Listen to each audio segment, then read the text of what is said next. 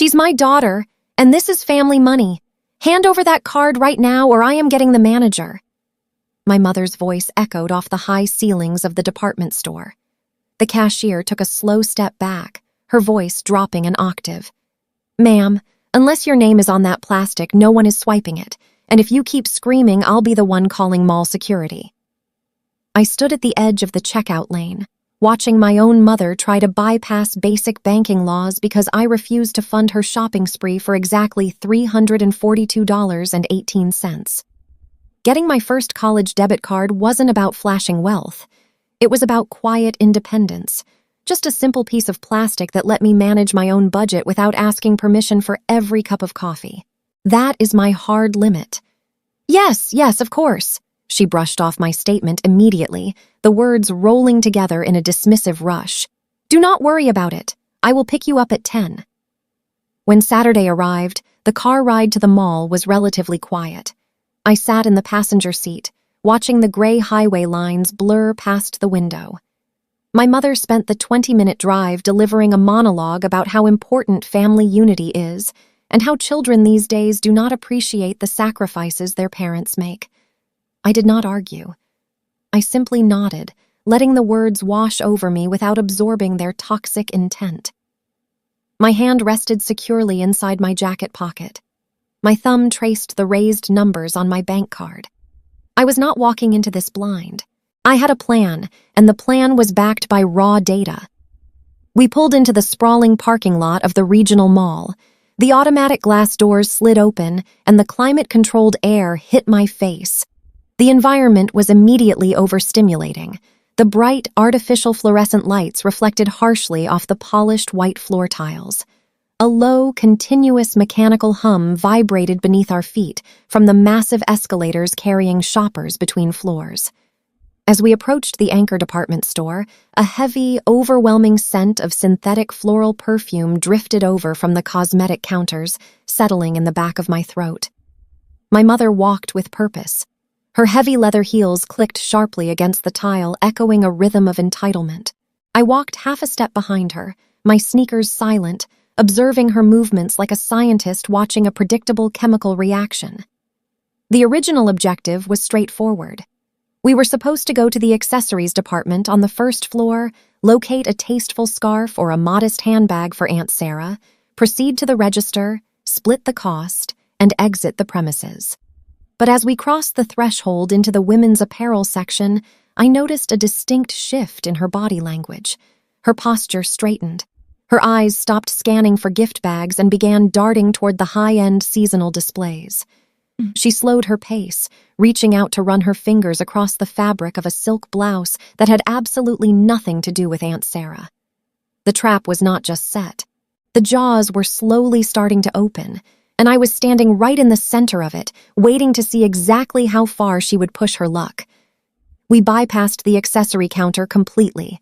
The original plan, the $45 budget for Aunt Sarah's birthday, evaporated the moment my mother crossed the threshold into the women's apparel section. At the campus library, my job is to take chaotic stacks of returned books and restore them to a perfect numerical order. Everything has a place. Everything has a limit. You cannot simply force a biology textbook into the classical literature section just because you feel like it. The system rejects it. My mother, however, lived her entire life believing she could rewrite the system through sheer willpower and emotional leverage. I watched the deviation happen in real time. The metallic clatter of hangers scraping violently against the display racks echoed through the quiet aisle as her hands moved with practiced, entitled speed. She was no longer shopping for a family member. She was shopping for herself. The first item was a deep crimson silk blend blouse. The paper price tag dangled loosely from the cuff, catching the harsh overhead fluorescent light. $40. She did not even check the size before draping it over her left forearm. Next came a navy blue wrap top, then a floral patterned tunic. 3 blouses in less than 4 minutes. $120 of unauthorized inventory. I did not interrupt. My brain works in systems and databases, and right now, my mind was automatically opening a mental ledger. I watched the numbers add up, filing each item under a category labeled audacity. She pivoted toward the footwear section. The soft, synthetic carpeting muffled our footsteps, and the smell of heavily treated leather hung thick in the air. She bypassed the clearance racks entirely, walking straight toward the new arrivals. She picked up a pair of black leather ankle boots. $85. She turned them over, inspected the thick soles, and dropped them into the large mesh shopping tote she had acquired near the store entrance. The heavy thud of the solid heels hitting the bottom of the bag sent a dull vibration through the floorboards. To top it off, she paused at a random homeware display near the fitting rooms. She picked up a heavy, glazed ceramic decorative bowl. It was painted with fake gold trim and served absolutely no practical purpose. It went into the tote. The tote was now visibly heavy, the mesh straining against the sharp corners of the shoebox and the dense ceramic. I walked exactly 2 paces behind her. I did not carry anything.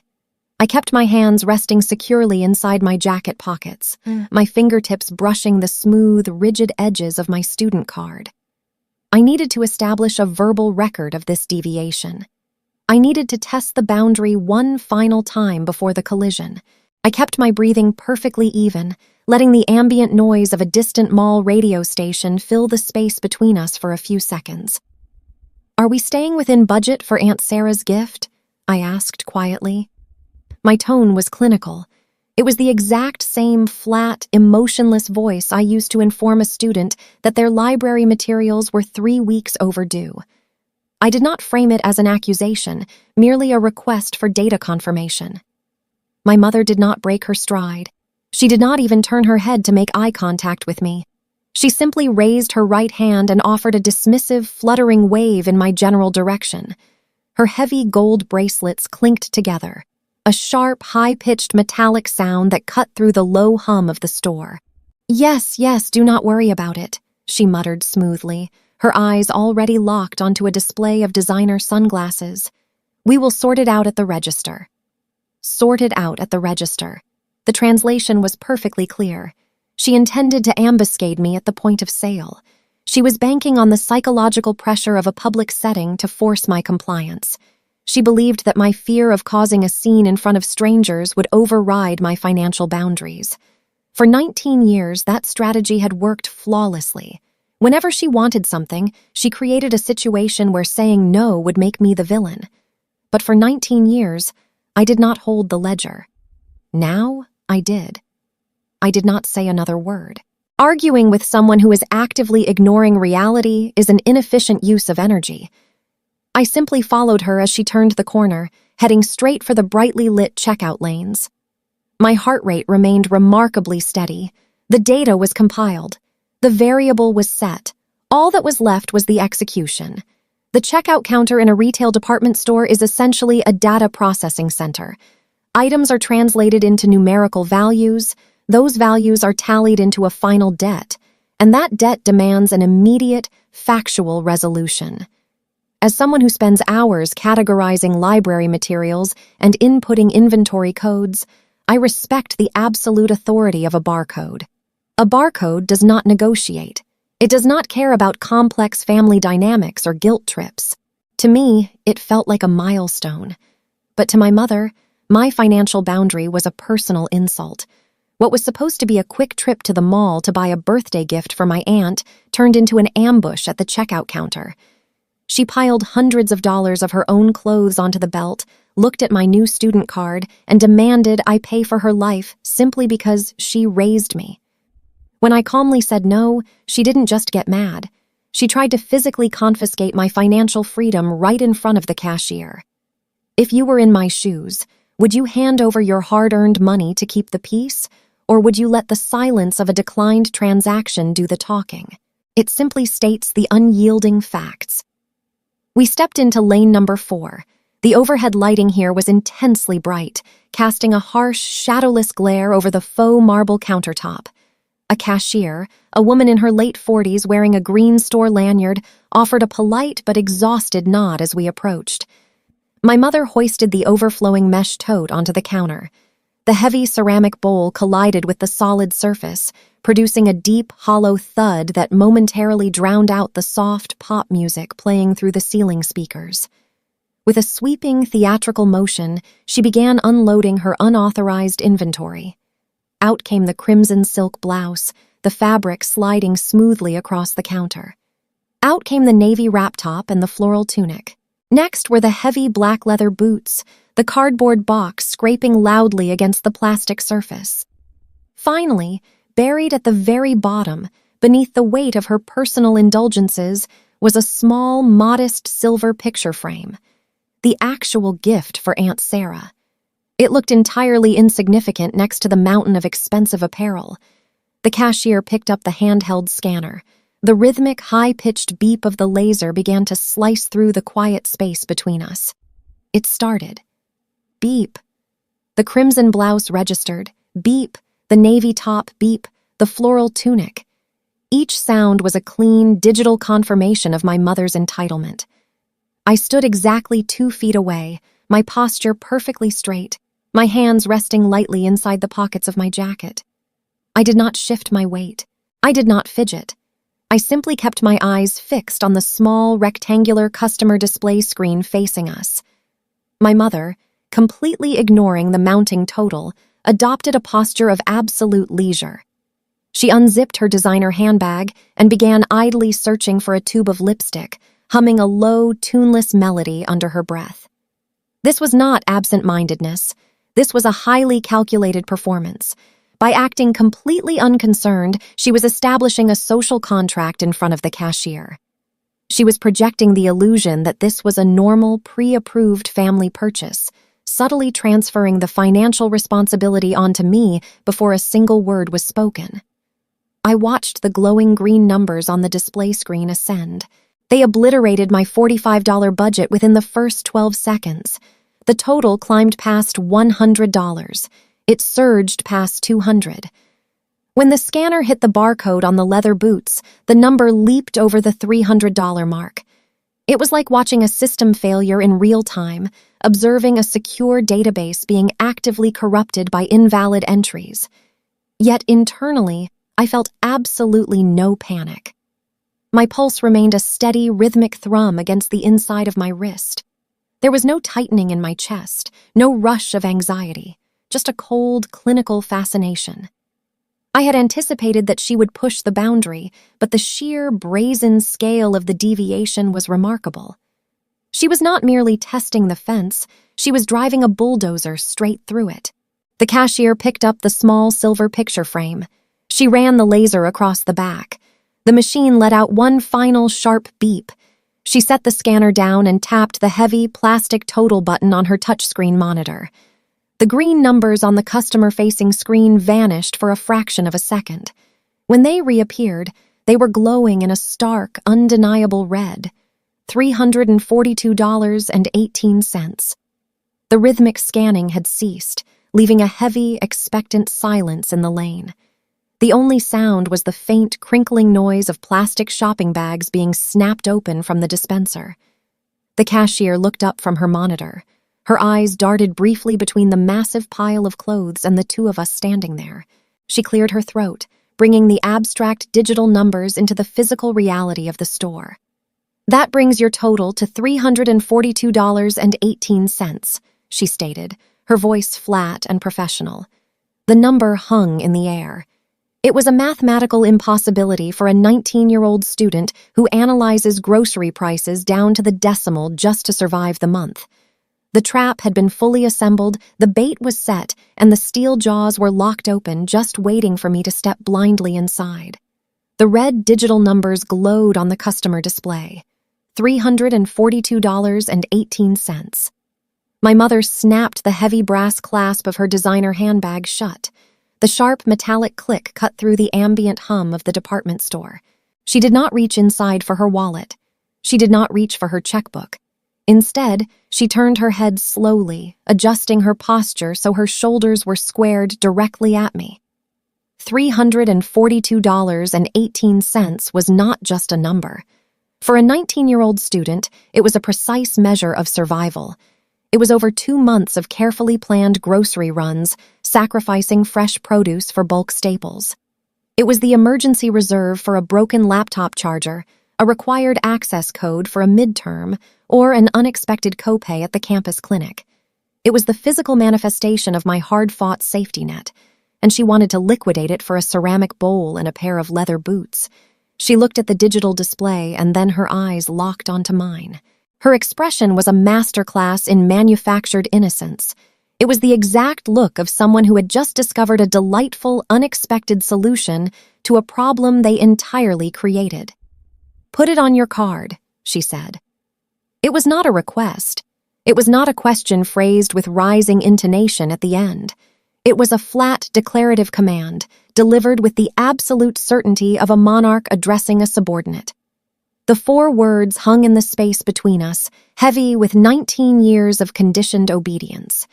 In her mind, she had perfectly executed the ambush. We were in public. A line was theoretically forming behind us. The cashier was waiting. The social pressure to simply comply, swipe the plastic, and quietly absorb the financial damage to avoid a scene was immense. But I was no longer operating under her emotional algorithm. Working at the campus library had taught me a very specific kind of discipline. When a patron brings a rare, red-stickered reference book to the circulation desk and demands to take it home, they often use a variety of tactics. They plead, they argue, they explain how urgent their research is, they threaten to call the dean. But the system is binary. The book does not leave the building.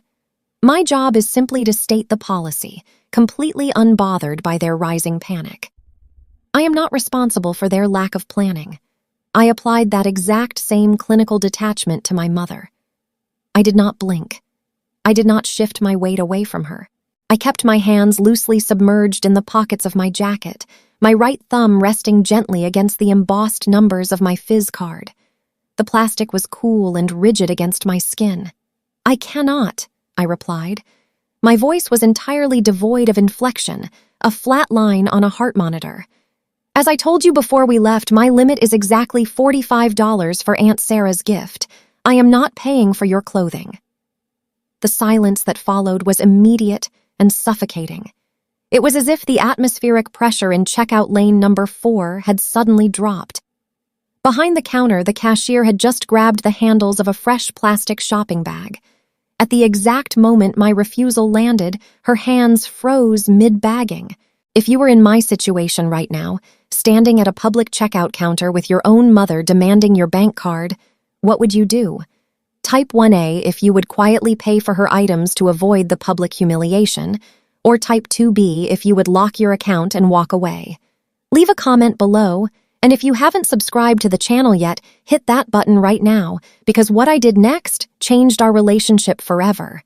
She's my daughter, and this is family money. Hand over that card right now or I am getting the manager. My mother's voice echoed off the high ceilings of the department store. The cashier took a slow step back, her voice dropping an octave. "Ma'am, unless your name is on that plastic, no one is swiping it." The crisp, thin plastic emitted a faint, static crinkle as her fingers tightened and stopped completely. She stood perfectly still, her eyes darting downward to the faux marble counter, desperately trying to render herself invisible in the crossfire. She did not breathe. My mother's face twitched. It was a microscopic movement, a slight tightening of the muscles around her jawline. The manufactured innocence dissolved, replaced instantly by a flash of genuine, unadulterated annoyance. She had expected me to fold. She had expected the fear of a public confrontation to override my spreadsheet. She had expected the old version of me. She let out a short, breathy scoff, a sound designed to project disbelief to anyone within a 10-foot radius. She tilted her head, her eyes narrowing as she studied my face for any sign of weakness, any tremor in my lip, any wavering in my gaze.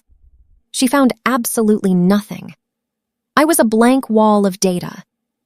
I slowly withdrew my right hand from my jacket pocket, holding the sleek blue student card between my index and middle fingers.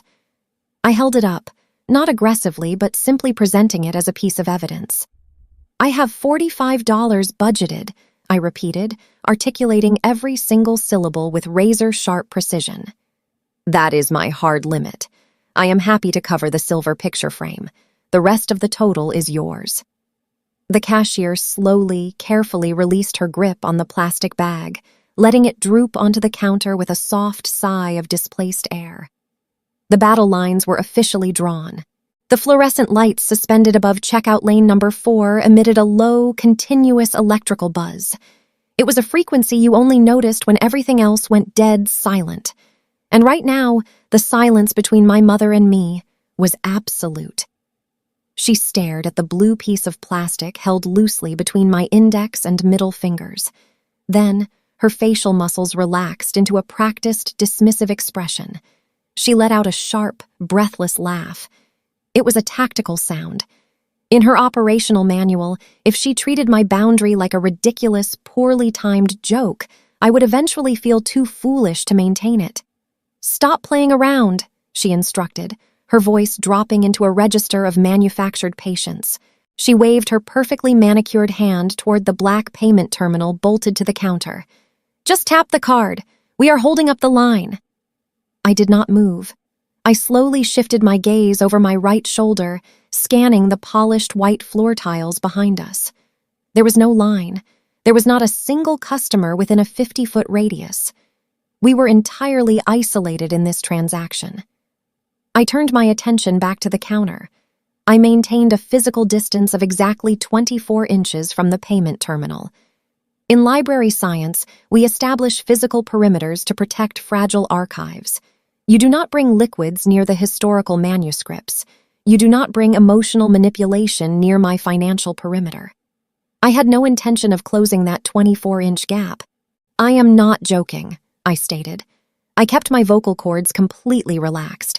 I did not raise my pitch to sound defensive, nor did I lower it to sound threatening. I simply delivered the data. "My contribution is exactly $45 for Aunt Sarah's picture frame. The remaining $297.18 is your responsibility." If you were in my situation right now, standing at a public checkout counter with your own mother demanding your bank card, what would you do? Type 1A if you would quietly pay for her items to avoid the public humiliation, or type 2B if you would lock your account and walk away. Leave a comment below, and if you haven't subscribed to the channel yet, hit that button right now, because what I did next changed our relationship forever. The artificial smile on my mother's face evaporated. The muscles in her neck tightened, pulling the skin taut beneath her silk collar. The reality of my refusal was finally piercing through her armor of entitlement. For 19 years, she had relied on a simple formula: apply enough social pressure, and I would eventually collapse to maintain the peace. But today, the formula was failing. She was suddenly realizing that she was not negotiating with the anxious, easily molded teenager she had spent a lifetime conditioning. She was attempting to bypass a highly structured, locked database, and she had just discovered that her administrative access had been permanently revoked. The cashier remained entirely motionless, her hand still resting awkwardly on the discarded plastic shopping bag. She was a hostage in a green retail lanyard, silently witnessing the exact moment a deeply ingrained family hierarchy began to crack. She did not dare scan another item. She did not dare press another button on her touchscreen. My mother took a slow, deep breath, pulling her shoulders back and lifting her chin. The air around her seemed to drop in temperature. Her eyes darkened, sweeping rapidly over my calm posture, looking for a vulnerability to exploit. The dismissal had failed. The tactical laughter had failed. My logic was an impenetrable wall. Since she could not defeat the math, she decided to attack my character. Now, she was preparing to deploy her most reliable, destructive weapon. She was about to escalate this from a quiet, private disagreement into a loud, highly visible public execution. In information science, when a secure network encounters an unauthorized access attempt, it does not negotiate with the hacker. It simply logs the error, drops the connection, and maintains the firewall. It is a completely emotionless process. Standing in checkout lane number 4, I realized I had finally become my own firewall. My mother, realizing that her private manipulation tactics were failing to breach my defenses, immediately pivoted to a brute force attack. If she could not guilt me in private, she would attempt to shame me in public. This is a classic psychological maneuver known as DARVO. Deny the boundary, attack the boundary setter, and reverse the roles of victim and offender. She physically turned her body away from me, breaking our direct eye contact. She planted her hands firmly on the faux marble counter, leaning slightly toward the cashier. The cashier, a woman simply trying to survive her afternoon shift, visibly braced herself as she was unwillingly drafted into my mother's theatrical performance. My mother let out a loud, dramatic sigh. It was a heavy, exasperated sound engineered to carry across the aisles. "Wow," she announced, her voice projecting clearly over the low hum of the department store air conditioning. "So you are counting money with your own mother now. I raised you, and this is how you act."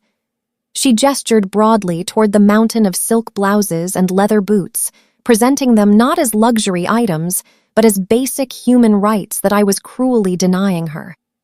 In her carefully constructed narrative, broadcasted to the fluorescent-lit room, I was no longer a college student protecting a meager $150 bank balance. I was a wealthy, ungrateful villain deliberately withholding resources from the martyr who gave me life. When I was 15 years old, a public statement like that would have triggered a severe physical reaction. My chest would have tightened, my face would have flushed hot with embarrassment, and I would have scrambled to apologize and comply just to make the uncomfortable attention stop. And if you keep screaming, I'll be the one calling mall security.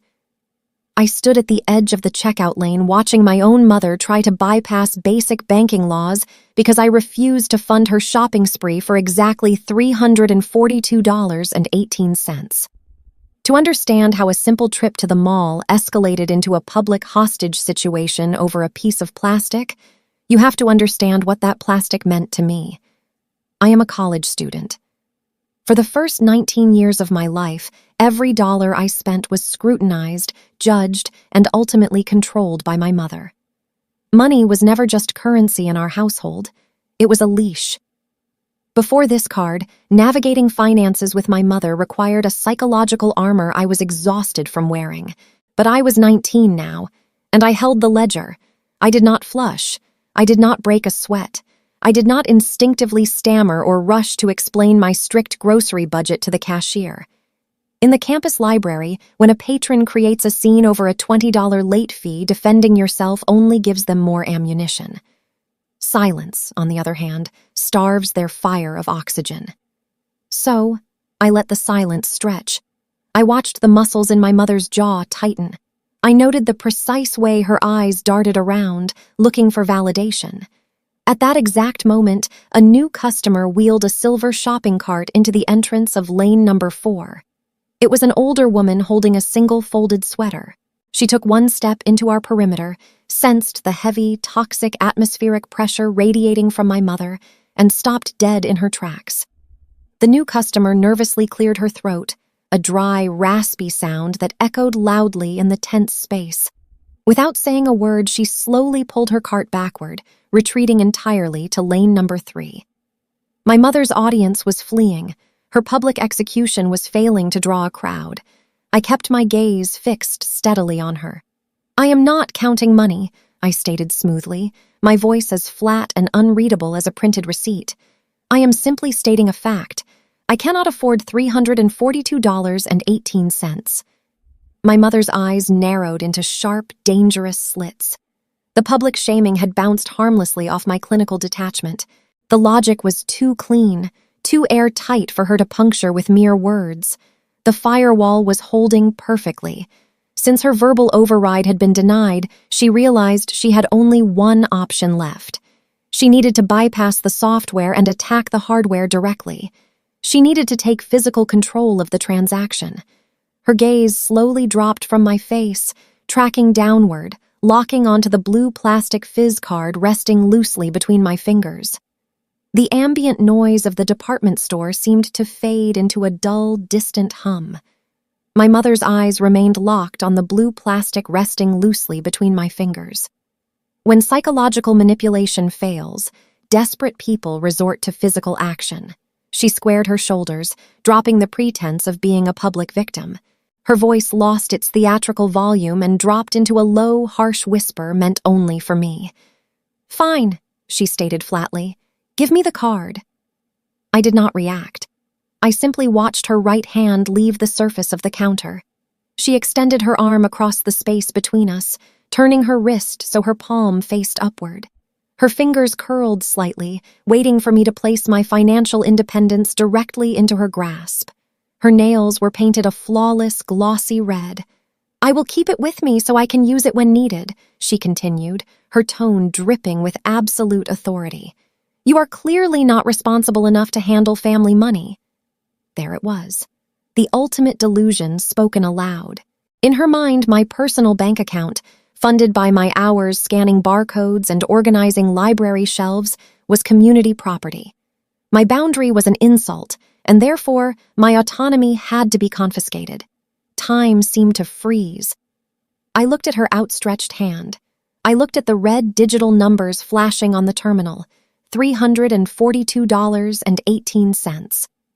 When I was a child, an extended hand from my mother was an order that could not be defied. But I was not a child handing over a forbidden toy.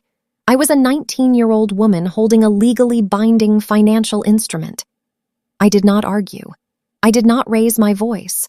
I simply took one slow, deliberate step backward. The physical distance between my card and her waiting fingers instantly increased. I slipped the blue plastic smoothly back into my jacket pocket, breaking her line of sight completely. "No," I replied, my voice steady and entirely devoid of emotion. Her hand hung in the empty air, suspended over the faux marble counter, grasping absolutely nothing. My mother's hand remained suspended over the faux marble counter, her perfectly manicured fingers grasping nothing but the heavily air-conditioned air of checkout lane 4. I did not engage in a physical tug-of-war over a piece of plastic. Instead, I reached into my left pocket and extracted my smartphone. I tapped the glass screen, bypassing her emotional demands entirely, and opened the Fizz banking application. The display illuminated my face with a soft blue glow. I turned the screen toward her. I did not speak immediately. I let her eyes focus on the bold text at the top of the interface. Total available balance, $150.00. It was a hard-coded, unchangeable digital wall. "This account cannot be overdrawn," I stated cleanly, my voice cutting through the ambient noise of the store. "It is mathematically impossible for me to fund your clothing." I looked past my frozen mother and made direct eye contact with the cashier. "Could you please ring up the silver picture frame separately?" I asked. The cashier, desperate to end the hostage situation, moved with sudden, frantic speed. She isolated the small box, ran the barcode under the red laser, and tapped her monitor. $45 even, she whispered. I stepped forward, withdrawing the blue card from my right pocket. I did not hand it to anyone. I held it directly against the black payment terminal. The machine emitted a sharp, final chirp. The digital screen flashed a bright green light. Transaction number 8802 was officially approved. I picked up the small plastic bag containing the frame and took a slow, deliberate step backward, completely removing myself from the financial blast radius. "The birthday gift is paid for," I told my mother, my tone as flat and finalized as a closed library book. "The remaining $297.18 is your responsibility." The entire store seemed to go dead silent, leaving her standing there, completely alone with her mountain of unauthorized inventory and an unpaid bill she could no longer force upon me. My mother stood entirely frozen at the counter. The red numbers on the terminal relentlessly demanded $297.18. She looked at the cashier. She looked at the mountain of unauthorized clothing. Then, with a tight, furious jaw, she aggressively shoved the 3 silk blouses to the side and slammed her own credit card down onto the machine to pay for the leather boots. The 20-minute car ride back to my campus was a masterclass in absolute silence. My mother gripped the steering wheel so tightly her knuckles turned white. She did not look at me once. I sat in the passenger seat, perfectly relaxed, listening to the rhythmic, heavy hum of the rubber tires against the gray asphalt of the highway. I did not feel guilty. I felt an overwhelming sense of architectural peace. My boundary had been tested by a hurricane, and the structural integrity held perfectly. Later that evening, as I was organizing a new stack of reference books at the library, my phone vibrated against the wooden desk. It was a forwarded text message. My mother had already begun her smear campaign, complaining to Aunt Sarah that I had selfishly refused to help the family at the mall. If I needed textbooks, she would demand a full itemized receipt, questioning if I really needed the mandatory access codes. The anxiety would knot in my stomach, a tight physical pressure behind my ribs, every time I had to ask for basic necessities. So, when I finally got my own bank card earlier this year, it was not about flashing wealth or going on wild spending sprees. It was about quiet, absolute independence. I chose a Fizz card specifically for its architecture. It is a student card built entirely around strict boundaries. It only allows me to spend the exact amount of money I already have in my linked account. No overdrafts, no surprise debt, no emotional leverage. The app does not care about family obligations or guilt trips. It only cares about the math. She completely omitted the fact that I had paid for the actual birthday gift we went there to buy. I did not reply to defend myself. I did not call to argue. I simply locked my phone screen and slid it back into my pocket. Let her control the narrative. I controlled the ledger. Because of my strict adherence to the data, I had incurred zero surprise debt. My Fizz card had operated exactly as designed, preventing me from financing someone else's entitlement. I still had exactly $105 safely secured in my account. People who view your financial independence as a personal insult are not mourning a loss of connection. They are mourning a loss of control. The moment I established a zero-balance boundary, my mother's leverage evaporated into thin air. I walked back into the quiet aisles of the library, surrounded by thousands of perfectly categorized books, knowing that for the first time in my life, my own system was finally in perfect order. I still remember the day it arrived in the mail. I sat on the edge of my narrow dorm bed, running my thumb over the crisp, matte edge of the plastic. It felt weightless, but to me, it was the heaviest thing I owned. It was a physical barrier between my future and my mother's financial grip. I opened the banking app on my phone. The soft blue glow illuminated the dark room, reflecting in my eyes. The screen displayed my total net worth. $150.00. It was not a fortune, but every single penny of it was mine, earned through late shifts at the campus library, categorizing dusty textbooks while my classmates were out partying. I had meticulously planned my budget for the month. I knew exactly where every dollar was going. I felt a quiet, clinical pride in that spreadsheet. I thought I had finally secured my perimeter. I thought I was safe. I did not realize that to someone who thrives on control, a boundary is not a healthy limit. It is an act of war. And my mother was about to declare war over a birthday present. It started with a simple phone call on a Thursday afternoon. I was sitting at my small wooden desk in the campus library, entering inventory codes into a database, when my phone vibrated against the table. The caller ID flashed my mother's name. I let it ring 3 times before sliding the green icon across the glass. Her voice came through the speaker, artificially sweet and carrying that specific pitch she used when she wanted something to sound like a casual favor rather than a directive. Aunt Sarah's birthday was coming up that weekend. My mother suggested we ride together to the main indoor mall on the edge of town to pick out a gift. Just a quick trip, she promised. We grab a nice present, maybe grab a coffee and head right back. It will be nice to spend some time together. I kept my voice neutral, asking for the exact time and location. As she spoke, I did not focus on the emotional weight of her words. Instead, I minimized the call screen and opened the budgeting application on my phone. My total available capital was exactly $150. I am a student who works part-time shelving books. Every single cent is accounted for. I scrolled down to my discretionary spending category. If I reduced my grocery budget for the next 2 weeks, swapping out fresh vegetables for bulk rice and beans, I could free up a specific amount. I mentally created a new line item. I typed in the objective, Aunt Sarah's birthday. I allocated exactly $45.00. Not $50, Not $46, exactly 45. Aunt Sarah had always been kind to me, and I wanted to contribute.